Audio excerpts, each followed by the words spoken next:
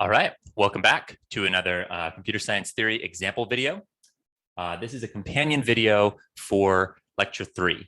And today we're going to see an example from class where we turn a DFA into a regular expression by means of an intermediate automaton, the GNFA. So let's jump right into it.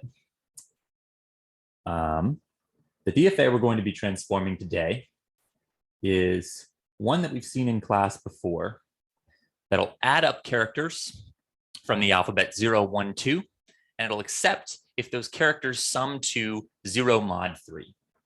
So sort of have 3 states corresponding to equivalence classes. So this state you can think of, if we're in this state, we'll be at 0 mod 3. If we're in this state, we'll be at 1 mod 3. And if we're in this state, we'll be at 2 mod 3.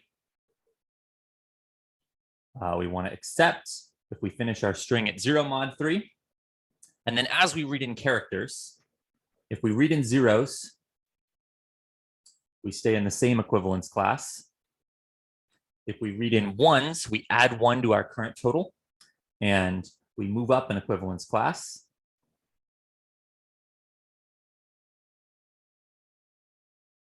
And finally, if we add 2 to our current tally, we roll over, we end up effectively going down an equivalence class. Well, I guess if we add 2 to 0, we end up at 2. If we add 2 to 2, we end up at 4, which is 1 mod 3. And if we add 2 to 1, we end up at 3, which is 0 mod 3. So this is our DFA.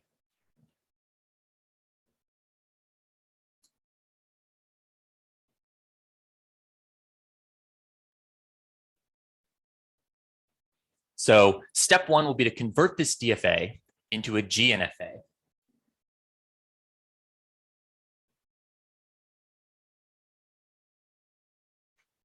So a GNFA, if you remember, has several rules.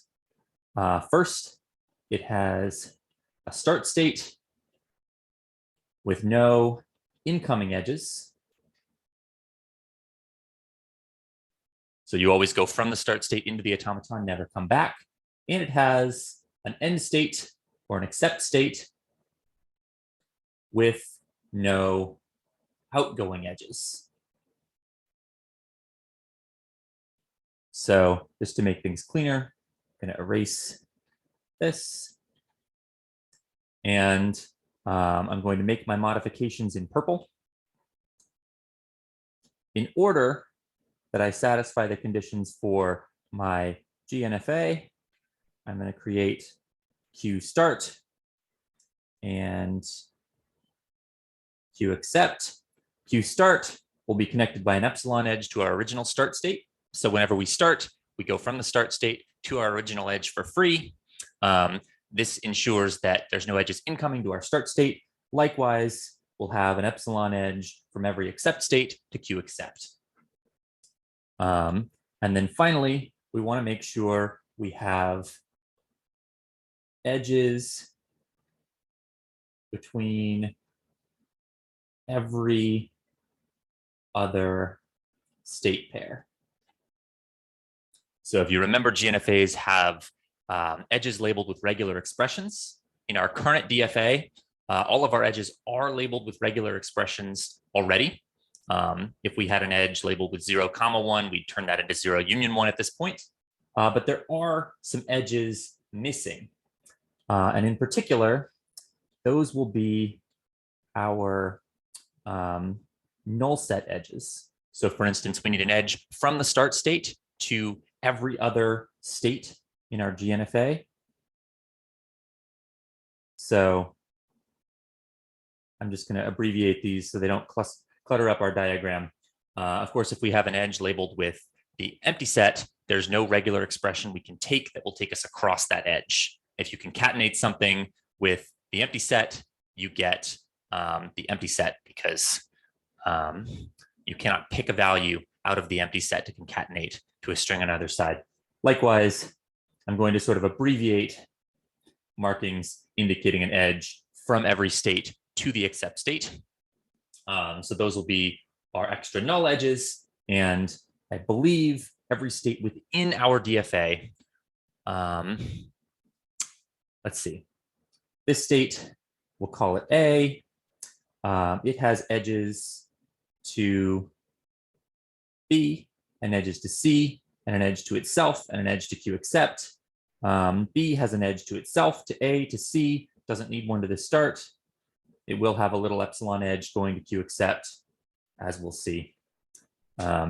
So that is our GNFA with some of the null set edges abbreviated.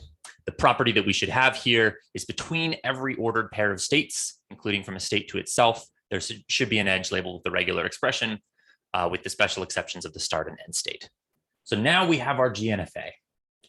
So let's hop to the state ripping out process. So we will rip out state C. And if you recall, what this process means, we're going to take the state C out of our GNFA, but as we do it, we're going to perform a special process that allows us to reroute all of the traffic through C through other channels. So if previously there was a way for us to go from A to C to B, we want to reroute that traffic into the edge directly from A to B, for instance. So in particular, our little instinctive example, if we have any pair of states I, J, and a state rip to be ripped out, and we have transitions between them, R1 from I to rip, R2 from rip to itself, R3 from rip to J, and R4 from I to J. If we want to remove rip and reroute all the traffic from I to J through rip, what we need to do is replace the transition from I to J with R1, R2 star, R3. That's the new regular expression that captures all the paths from I to J through rip. You go I to J, around R2 as many times as you like, R2 to R3. And of course, you also want to keep your original traffic from I to J directly. So we are now going to do this operation, this ripping out operation, for every state pair that might have traffic passing through C. So I'm going to zoom out just a tiny bit, and I'm going to make a little table here. So state pair on the left, R1, R2 star, R3, union R4 on the right. And I'm going to start by writing down all my possible state pairs. So these are all of my possible IJs that might go through C. So for instance, I might go from Q start to A, from Q start to B, from Q start to Q accept. I might go, so I can't go from Q start to itself because Q start has no incoming edges. I might go from A to A to B, and A to Q accept. There'll be no edges going from A to Q start because start has no incoming edges.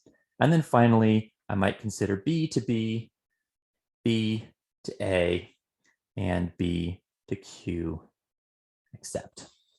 So that should line up with every possible pair of states accepting QC.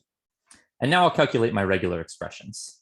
So if I'm looking at the path that goes from Q start to C to A for this first pair, well, my regular expression 1 is the empty step, Q start to C. Then from C to A, it is 2. And then from, sorry, that's not right. That's not my R2. From Q start to A, we have the empty set. From C to itself, that's R2. We have O star. And then from C to A, we have 2. Our R4 is the edge that goes directly from Q start to A. That's the empty set. So now, if we evaluate this regular expression, we see that the first half has an empty set as part of the concatenation. So that first expression evaluates to empty set, union with epsilon gives you just epsilon. Now we can do the same thing for B. We notice there's no way to go Q start to C to B, because again, we've got one empty set. There's also no way of going from Q start directly to B. So the outcome is going to evaluate to the empty transition. Finally, from Q start to Q accept through C, well, you can't go Q start, QC, Q accept. That's got some null sets in the way. There's also no transition from Q start directly to Q accept. Just to be clear, we are imagining there is a little empty set, but that's not helpful to us. So we also get empty set union empty set equals empty set. Now from A to A, this is where things start to get interesting. So here, our R1, that's the regular expression that goes from A to C. That's 1. Then when we're in C, we take an O star to go from C back to A, 2. Or if we want to go from A to A directly, we just take a 0. So we have a slightly more interesting regular expression there. A to B through C, well, that'll be 1, 0 star, 1. Or we can go directly with a 2.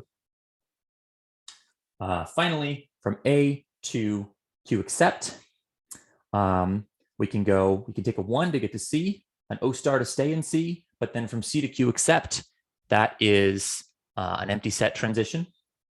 So there's no way of going through C. However, we can go directly. So that'll evaluate to empty string. Finally, we need to do the same thing for B. So B to B through C, we need to take a 2. We can take a 0 as many times as we want and a 1. So that's 2, 0 star 1. Or we can go direct from B to B, just take a 0 and hang out where we started. From B to A through C, well, that's 2, 0 star, and 2 to wind up at A. Or we can go direct with a 1. And finally, from B to Q accept, we can go from B to C on a 2, stay in C on a 0, but there's no, well, there's an empty set transition from C to Q accept. So there's no way to go indirectly. There's also no direct transition from B to Q accept. So the result of that is an empty set. So what I've done now is I've written down a bunch of new regular expressions that'll be my edge labels for my simplified GNFA. So what does my simplified GNFA look like? Well, I've still got Q start. I've still got A. I've still got B. And I've still got Q accept. But now I have ripped out C. And I claim that my rip out procedure has redirected all the traffic through C to my new edge labels. And I can just read off my edge labels from my table here. So from Q start to A, that transition remains empty string. From Q start to B, that's empty set. Q start to Q accept, that's empty set. I suppose I'll draw these in for completeness, even though they'll still just be sketchy. As our number of states diminishes, the structure will become clearer and clearer. Our DNFA will get simpler in terms of the number of transitions. From A to A, we now have a more interesting transition. That is the transition 1, 0 star, 2, union O. From A to B, we have 1, 0 star, 2, union O. From A to Q accept, empty string. From B to B, we have 2, 0 star, 1, union, 0. And from B to A, 2, 0 star, 2, union, 1. And finally, B to Q accept, that is another little empty set transition. All right.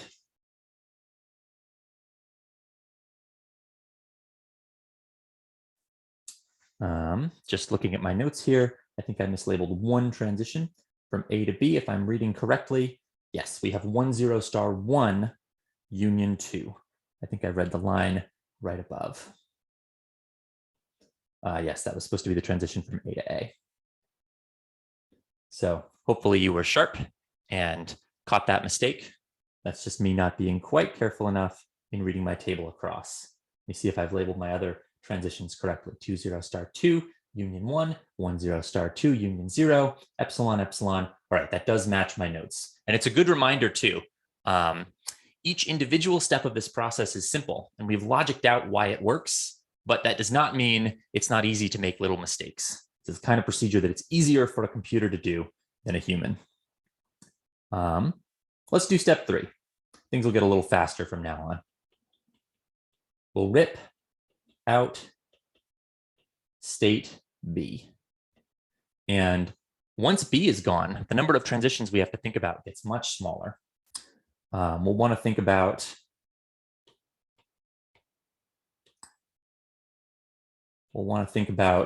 from Q start to Q accept, from Q start to A, from A to Q accept, and from A to A itself. Because we'll only have 3 states afterwards, that is all 4 transitions that will exist in our GNFA. So now let's compute them, looking at our newly reduced model. From Q start to Q accept through B, because now we're ripping out B. Well, there's no way to go through B, and there's no way to go directly. So this result remains an empty set transition. What about Q start to A through B? Well, there's no way to go from Q start to B to A using 2 direct transitions because the first step is an empty state transition. But we can go from Q start to A directly. So that transition will remain the empty string. From A to Q accept, again, we can go A to B, but we can't go B to Q accept. So we'll end up just considering A to Q accept, which is the empty string. And now finally we get to the fun complication. We boil down all the complexity of going back and forth between A and B. So this regular expression is going to capture a lot of the complexity of our initial triangle. If you want to go from A to A through B, well, your R1 is now 20 star 2, union 1. Your R2, I'm sorry, that's not your R1, that's your R3. You're going from A to B. We want to read off our transition from A to B. 10 star 1, union 2. Our R2 is the transition that keeps us in B. So that'll be 20 star 1 or 0. And then we're looking at R2 star. And then R3 takes us from B to A. That is 20 star 2, union 1. And then finally, if we want to, we can stay in A with the transition 10 star 2, union 0. So now we've got this more complicated regular expression, only labeling one edge. And now we've got one last step, right? If I draw Q start, I have a little epsilon transition, which takes me to A, another epsilon transition that takes me to Q accept, an empty set transition over the top, and then from A to A, I have my monster transition, which I'm just going to call R, and I'm going to say R is equal to this whole expression. My final task 4 is to rip out state A. The only transition I have to consider, I have to reroute the traffic from Q start to Q accept. So my R1 is epsilon. My R2 is R, this big expression, and I'm going to start it. My R3 is from A to Q except. It's also an epsilon. And then my R4 is the empty set. So this evaluates to R star. And if I wrote it out, I would write out all of R star. So that's 1, 0 star 1, union 2, 2, 0 star 1, union O, star, 2, 0 star 2, union 1, union 1, 0 star 2, union O, all of that in parentheses, starred. And this is equivalent to my original DFA. And one exercise that I might want to leave you with, a little puzzle to think about, is why does this work? I mean, one answer to why it works is, well, we use the step-by-step process that's guaranteed to work at every step. So we know we're going to get to the correct destination unless we make any mistakes. Another thing you could do, though, is you could look at this regular expression and think, how does it capture the process of counting up numbers and ending up at state 0 mod 3? You might even think of it as, well, we have to take a trip from A to A. This first star, the last star outside the parentheses, can be thought of as how many trips we take from A to A. We could take 0 trips, that's the empty string, or we can take a trip from A to A that goes through C, or a trip from A to A that stays where it is. So those are trips from A back to A that don't use B.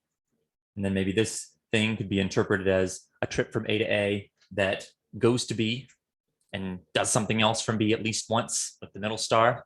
But I will leave it to you to think about how we might intuitively grok a regular expression if we had to go the other way. That's all for this particular example of going from DFA to GNFA. Thanks for watching. See you in class.